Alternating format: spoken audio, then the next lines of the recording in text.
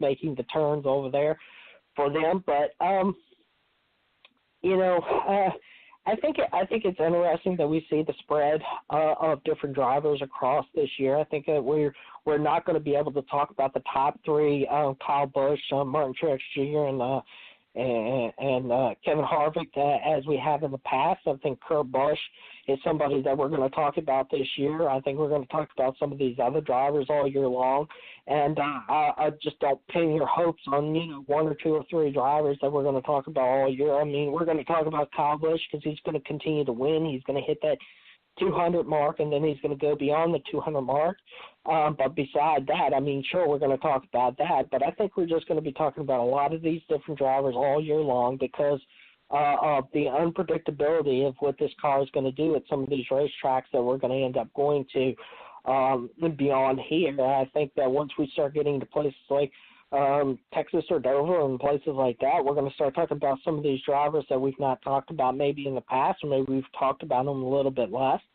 But overall, I think the top 10 this year is an interesting crop. I think even going beyond that, I think there's some possibilities for drivers that are not currently in top 10, top 12 right now to come out with victory this year. I think some of these may even their droughts will end their droughts. I think Jimmy Johnson is somebody that we may talk about when we get to Dover because I think it plays directly into him.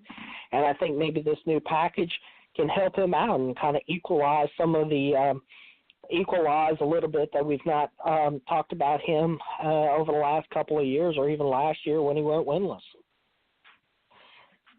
We got to wrap it up and put a bow on it because we've got to get to some NFL free agency talk. Steve Wilson of Speedway Digest, buddy. Appreciate you jumping on. Where can people find your work and your masterpieces, sir? You can follow us at Speedway Digest on Twitter, Facebook.com/Speedway Digest, and SpeedwayDigest.com.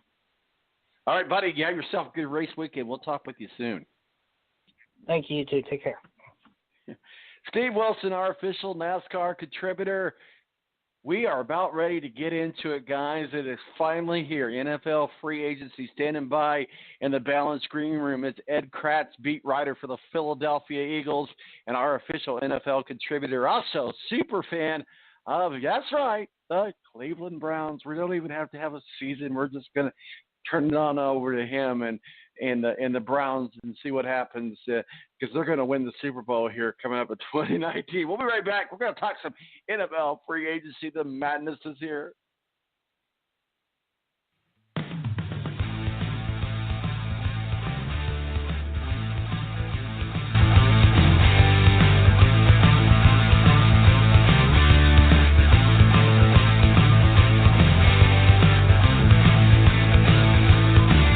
The Air National Guard is a reserve component of the United States Air Force and serves alongside active-duty Air Force members in times of a national crisis.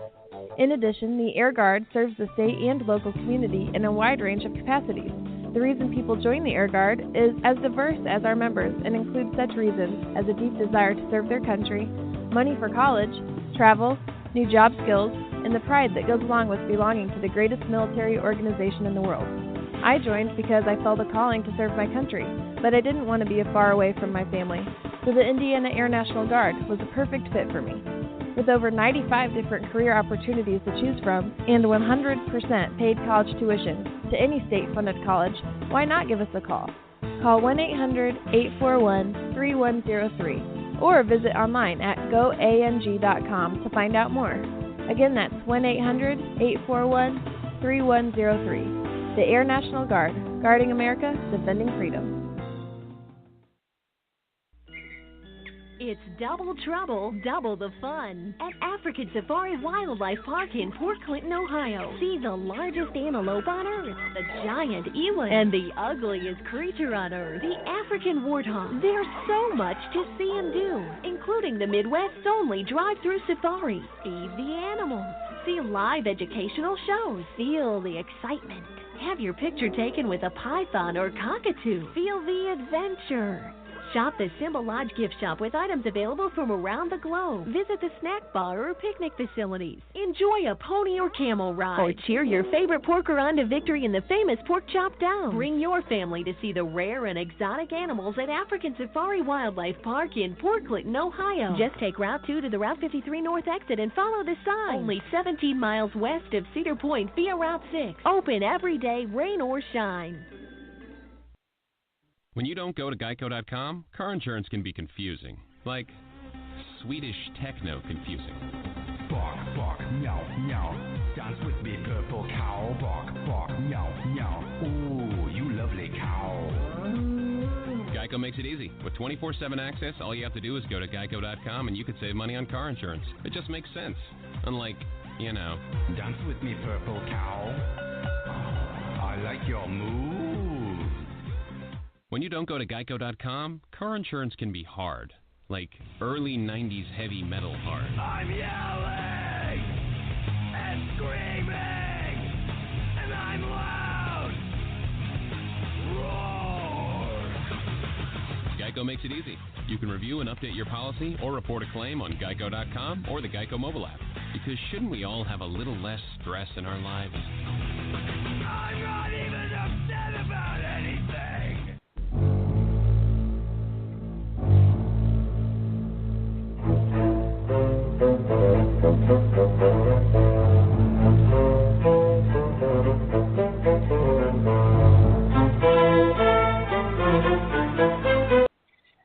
All right, welcome back to the Balance final segment of the show. Thank you to Mo for the BS Sports Show, who normally joins us during this segment, but he had to be on the air, so we had to do some shaking and baking. So he joined us for some bracketology talk at the beginning of the show. Selection Sunday is tomorrow.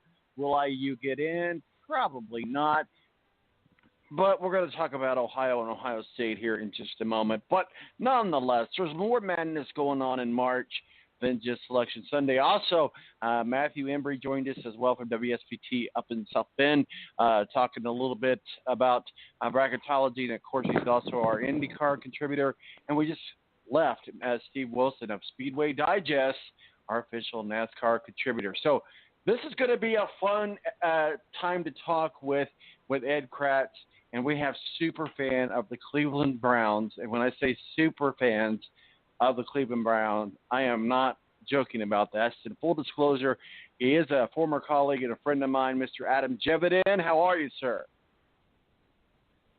Tom, I'm doing good, man. I've been good since like Monday. You haven't slept since Monday. Joining us also, Ed Kratz, beat writer for the Philadelphia Eagles.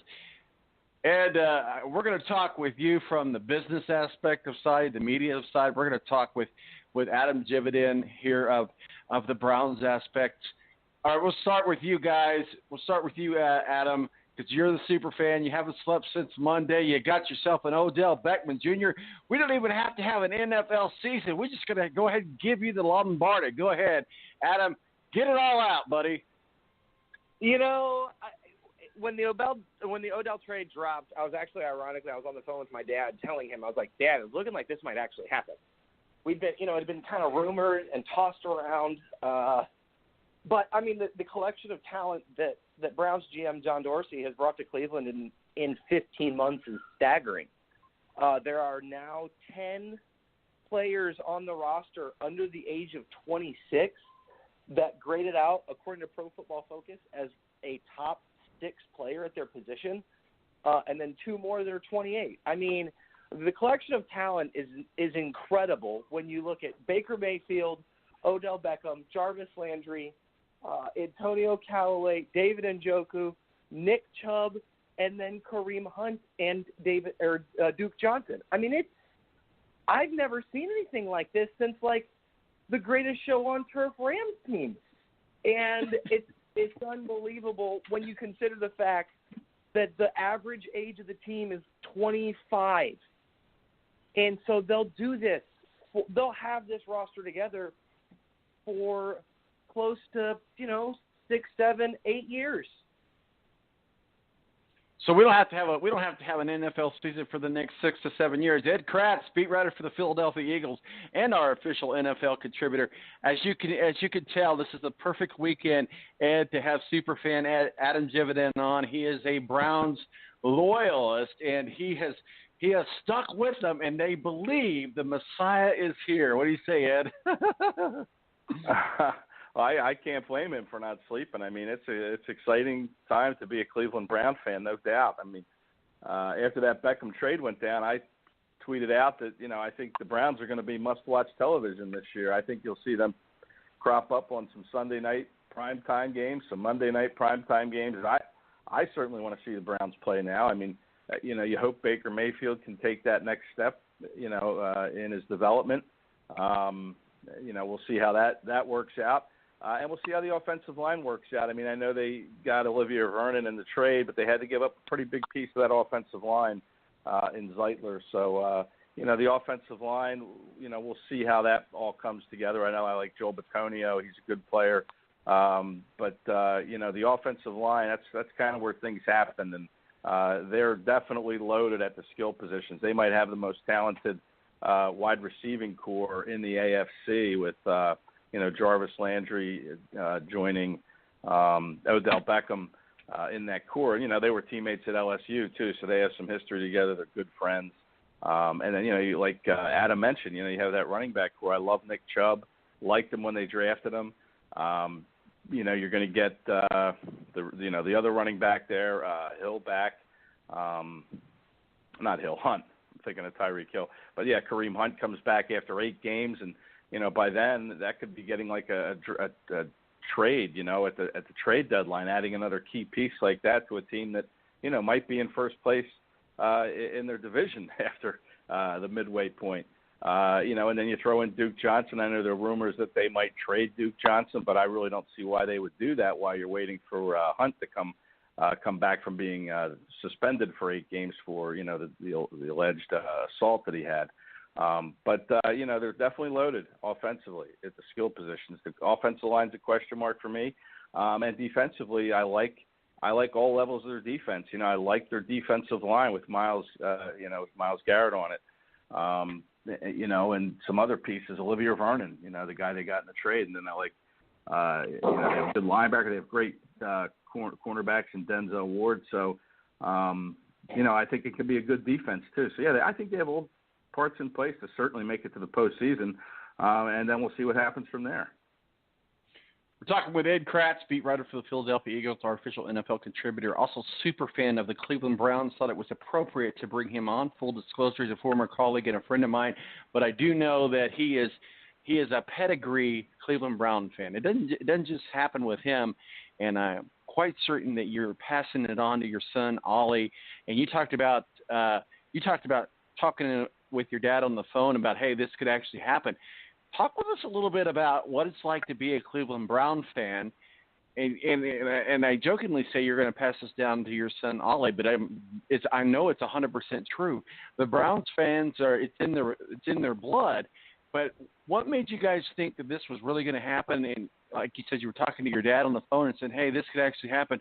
What was it in your mind that made the Cleveland Browns say, hey, let's make this move happen no matter what? Well, I mean, getting back to kind of the first question, so my family is originally from Central Ohio, and there's still a lot of family there. I think 2 of my son's first phrases were "Go Buckeyes" and then "Go Baker." And then he puked. So, yeah, probably. But I mean, I think this is a different time to be a Cleveland fan. The Indians we've rattled off several divisional titles, made it to and played in probably the greatest World Series of my entire lifetime against the Cubs. One of those where both franchises kind of went away like, wow, that was special. LeBron won us our title on Father's Day of 2016. And then everything changed, with the Browns the day that John Dorsey was hired. He brought stability to the organization, a man that knows what he wants to do and how to execute a plan to perfection. You know, I was talking to my dad because there was just the rumors were getting more and more louder and more clear. You know, it was like, well, the Giants said they weren't trading him, and then, well, they would trade him for 2 firsts, and then, well, maybe a first and a young